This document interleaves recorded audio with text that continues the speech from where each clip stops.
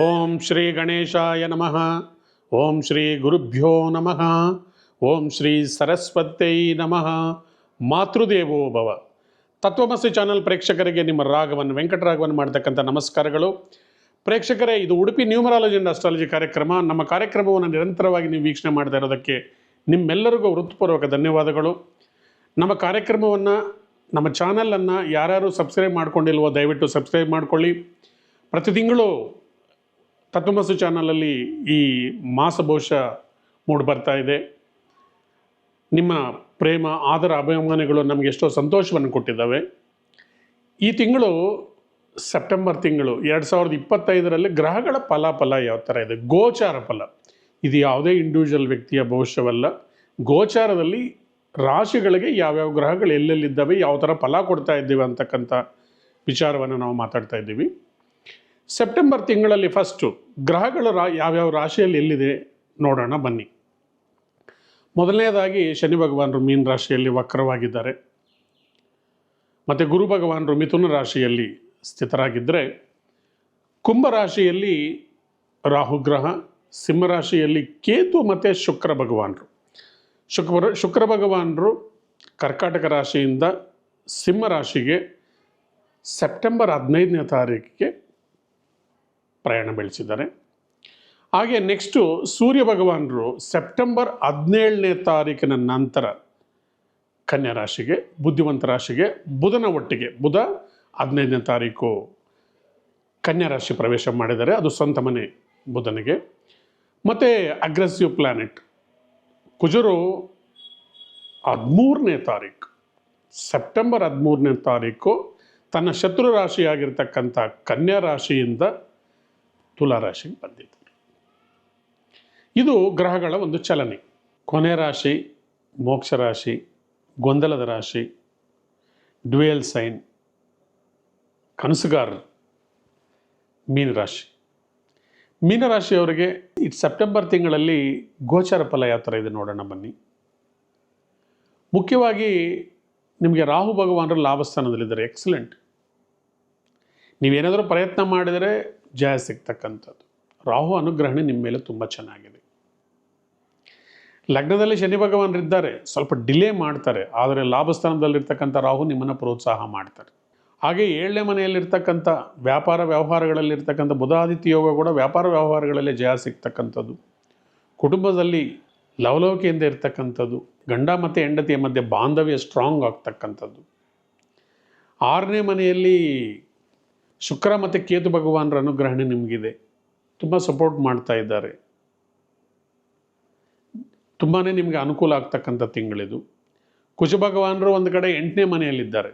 ಕುಜ 8ನೇ ಮನೆಯಲ್ಲಿದ್ದರೆ ಮಾತನ್ನು ಆಲೋಚನೆ ಮಾಡಿ ಮಾತಾಡಬೇಕು. ಆತುರದ ನಿರ್ಧಾರಗಳು, ಆತುರವಾಗಿ ಮಾತಾಡ್ತಕ್ಕಂಥದ್ದು ಇವೆಲ್ಲ ಕೂಡ ನಿಲ್ಲಿಸಬೇಕು. ಯಾಕಂದರೆ ವಾಕ್ಸ್ಥಾನವನ್ನು ಕುಜ ನೋಡ್ತಾ ಇದ್ದಾರೆ, ಅಗ್ನಿತತ್ವ. ಸಾಮಾನ್ಯವಾಗಿ ನೀವು ಕೋಮಲವಾದ ಮನಸ್ಸಿರ್ತಕ್ಕಂಥವ್ರು. ಇನ್ನೊಬ್ಬರವಾಗಿ ಗಾಸಿ ಮಾಡಿಬಿಟ್ಟು ಅವರೇನಾದರೂ ಅದಕ್ಕೆ ರಿಯಾಕ್ಷನ್ ಕೊಟ್ಬಿಟ್ಟಿದ್ರೆ ನೀವು ಸತಮತರಾಗಿಬಿಡ್ತೀರಿ. ಅದನ್ನೇ ರಾತ್ರಿಯಲ್ಲಿ ಆಲೋಚನೆ ಮಾಡಿ ಕೂತ್ಕೊಳ್ತೀರಿ. ಅದಕ್ಕಾಗಿ ಮಾತಿನ ಮೇಲೆ ನಿಗಾ ಇರಲಿ. ಗುರು ಭಗವಾನರು 4ನೇ ಮನೆಯಲ್ಲಿದ್ದಾರೆ. ಪ್ರಯತ್ನಪೂರ್ವಕವಾಗಿ ವಿದ್ಯೆಯಲ್ಲಿ ನೀವು ಮನಸ್ಸನ್ನು ಕೇಂದ್ರೀಕರಿಸಬೇಕು. ವಿದ್ಯಾಸ್ಥಾನದಲ್ಲಿ ಗುರು ಇದ್ದಾರೆ ಅಂದರೆ ನಿಮಗೆ ವಿದ್ಯೆಯಲ್ಲಿ ಆಸಕ್ತಿಯನ್ನು ಕಮ್ಮಿ ಮಾಡ್ತಾರೆ. ಆದ್ದರಿಂದ ಜಾತಕದಲ್ಲಿ 4ನೇ ಮನೆಯಲ್ಲಿ ಗುರು ಇದ್ದರೆ ವಿದ್ಯೆ ಚೆನ್ನಾಗಿ ಬರುತ್ತೆ. ಗೋಚಾರದಲ್ಲಿ ವಿದ್ಯೆ 4ನೇ ಮನೆಯಲ್ಲಿ ಗುರು ಇದ್ದರೆ ಮನಸ್ಸು ಸುಖದ ಕಡೆ ಹೋಗುತ್ತೆ. ಸುಖ ಅಂದರೆ ಏನು? ಒಳ್ಳೆ ಊಟ ಬೇಕು, ತಿಂಡಿ ಬೇಕು, ನೋಡೋದಕ್ಕೆ ಸಿನಿಮಾ ಬೇಕು, ಡ್ರಾಮಾ ಬೇಕು, ಮೊಬೈಲ್ ಬೇಕು, ರೀಲ್ಸ್ ನೋಡಬೇಕು. ವಿದ್ಯೆ ಎಲ್ಲಿಂದ ಬರುತ್ತೆ? ವಿದ್ಯೆಗೆ ಪ್ರತ್ಯೇಕವಾಗಿ ನೀವು ಗಮನವನ್ನು ಹರಿಸಬೇಕು. ಮಕ್ಕಳು, ಚಿಕ್ಕ ಮಕ್ಕಳಿದ್ದರೆ ಈಗಲಿಂದ ಅವ್ರಿಗೆಲ್ಲ ಪ್ರಾಕ್ಟೀಸ್ ಮಾಡಿಸಿ. ಪ್ರತಿನಿತ್ಯ ಟೇಬಲ್ಸನ್ನು ರಿವರ್ಸ್ ಆರ್ಡರಲ್ಲಿ ಓದಬೇಕು. 20 10s 200, 29s 180, 20 ಆದಮೇಲೆ 19, 18 ಆದಮೇಲೆ 2. ಹೀಗೆ ಪ್ರತಿನಿತ್ಯ ನೋಡ್ಕೊಂಡು ಓದಿದ್ರು ಪರವಾಗಿಲ್ಲ.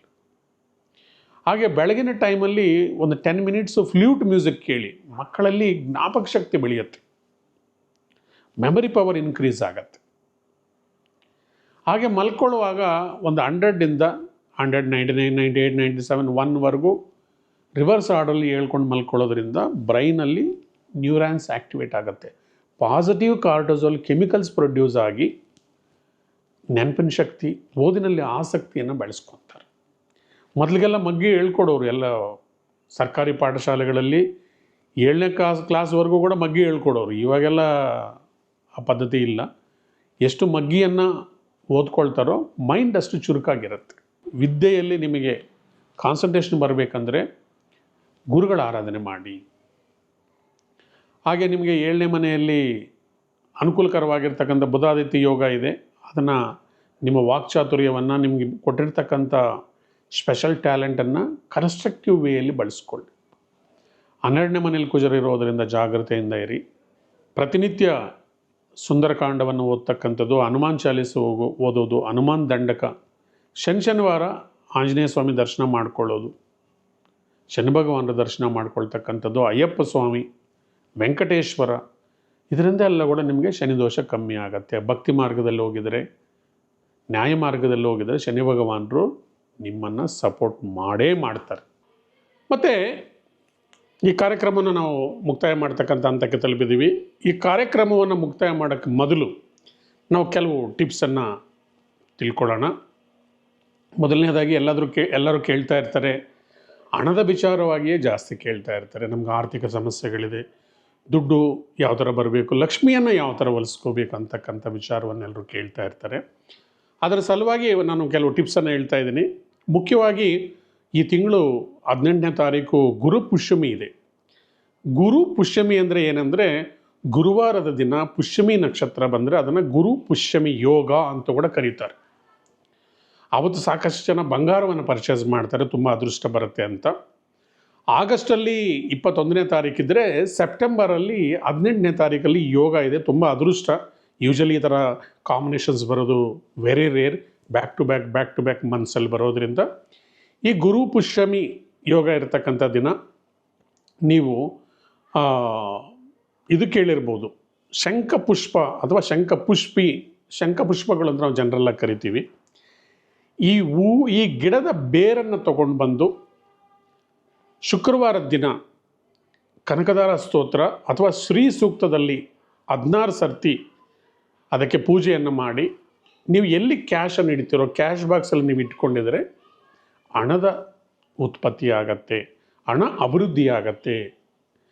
ಹಾಗೆ ಮತ್ತೊಂದು ಉಪಾಯ ಏನಂದರೆ, ಒಂದು ಅರಿಶಿಣದ ಕೊಂಬನ್ನು ಶುಕ್ರವಾರ ಸಂಜೆ ಗೋಧೂಳಿ ಲಗ್ನದಲ್ಲಿ ಒಂದು ಅರಿಶಿಣದ ಕೊಂಬನ್ನು ತಗೊಂಡು ಅದನ್ನು ಶ್ರೀ ಸೂಕ್ತ ಅಥವಾ ಕನಕದಾರ ಸ್ತೋತ್ರವನ್ನು 16 ಸರ್ತಿ ಪಠನೆ ಮಾಡಿ, ಹೆಣ್ಣುಮಕ್ಕಳು ತಮ್ಮ ಪರ್ಸಲ್ಲಿ ಇಟ್ಕೊಂಡ್ರೆ, ತಮ್ಮ ಕ್ಯಾಶನ್ನು ಇಟ್ಕೊಳ್ತಕ್ಕಂಥ ಪರ್ಸಲ್ಲಿ ಇಟ್ಕೊಂಡು ಓಡಾಡಿದರೆ ನಿಮಗೆ ನಿರಂತರವಾಗಿ ಹಣ ಬರ್ತಾ ಇರುತ್ತೆ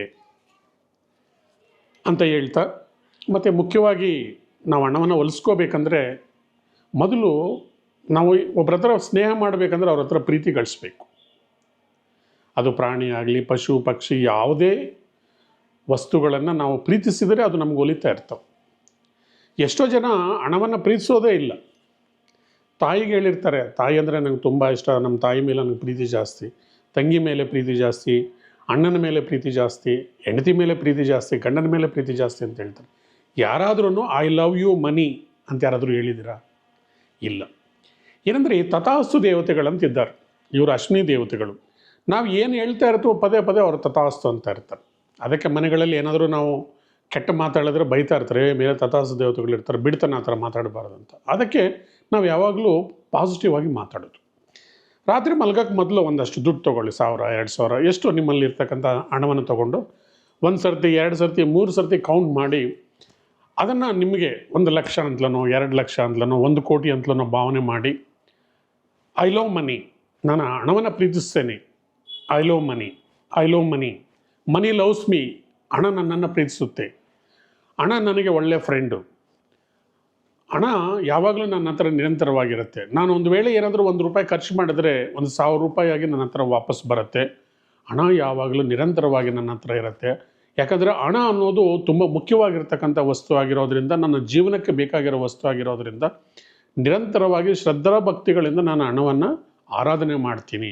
ಹಣ ನನಗೆ ನಿರಂತರವಾಗಿ ನನ್ನ ಹತ್ರ ಬರುತ್ತೆ ಅಂತ ಹೇಳ್ಕೊಂಡು ನೀವು ಮಲ್ಕೊಂಡಿದ್ರೆ ಅದು ನಿಮ್ಮ ಸಬ್ಕಾನ್ಷಿಯಸ್ ಮೈಂಡಲ್ಲಿ ರಿಜಿಸ್ಟರ್ ಆಗಿ ಪ್ರತಿದಿನ ಈ ಪ್ರಾಕ್ಟೀಸ್ ಮಾಡೋದ್ರಿಂದ ಬರ್ತಾ ಬರ್ತಾ ದಿನಗಳಲ್ಲಿ ನೀವು ತಥಾಸ್ತು ದೇವತೆಗಳಿಂದ ನಿಮಗೆ ಹಣದ ಸೌಕರ್ಯಗಳು ಸ್ಟೆಪ್ ಬೈ ಸ್ಟೆಪ್ ಆಗ್ತಾ ಬರುತ್ತೆ ಅಂತ ಹೇಳ್ತಾ, ಈ ಸೆಪ್ಟೆಂಬರ್ ತಿಂಗಳ ಮುಖ್ಯವಾದ ನಿಮ್ಮ ರಾಶಿ ಭವಿಷ್ಯವನ್ನು ಇವತ್ತಿಗೆ ಮುಕ್ತಾಯ ಮಾಡ್ತಾ ಇದ್ದೀನಿ. ಧನ್ಯವಾದ. ಬರೋ ತಿಂಗಳು ಇದೇ ಟೈಮ್ಗೆ ನಿಮ್ಮನ್ನು ನಾನು ಭೇಟಿ ಮಾಡ್ತೀನಿ ಅಕ್ಟೋಬರ್ ತಿಂಗಳ ಭವಿಷ್ಯದ ಬಗ್ಗೆ. Thank you very much. ನಾನು Venkataraghavan, Udupi numerology and astrology ಕಾರ್ಯಕ್ರಮ. ಧನ್ಯವಾದಗಳು.